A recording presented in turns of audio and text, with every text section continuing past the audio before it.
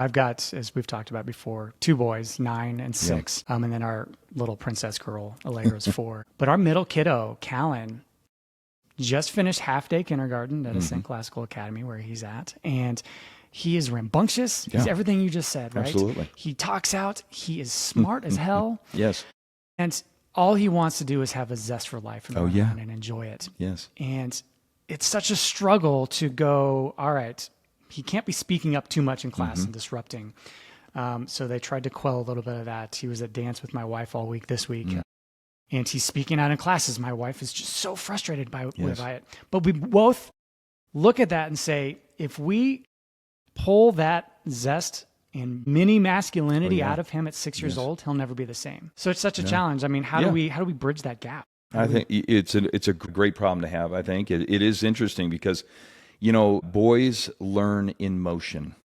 And so the longer they are forced to sit without motion, the less likely they are to learn. The more likely they are to be acting out, speaking out, you know, being disruptive, as we would say, because we want them to behave. We want so desperately for our kids to behave, which in a sense is good, but in a sense is really nonsense. And what we've discovered now is your son would be a candidate for medication. Yeah, 100%. This kid has, ADHD. Emotional, behavioral problems. Let's put him on ADHD, ADD nonsense.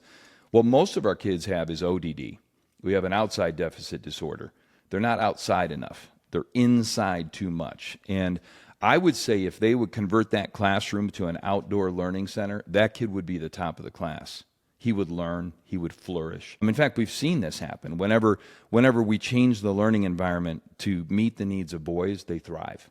So you're going to be faced with a decision, actually. You're going to be faced with a decision to keep him in a school that may keep him in a classroom where he's not going to thrive, or changing his environment entirely, whether that's homeschooling, which millions of people across the country have done especially over the last 4 or 5 years, or whether you're going to find an environment that really doesn't see his demeanor as a problem. They see the learning environment as something to change to meet his needs.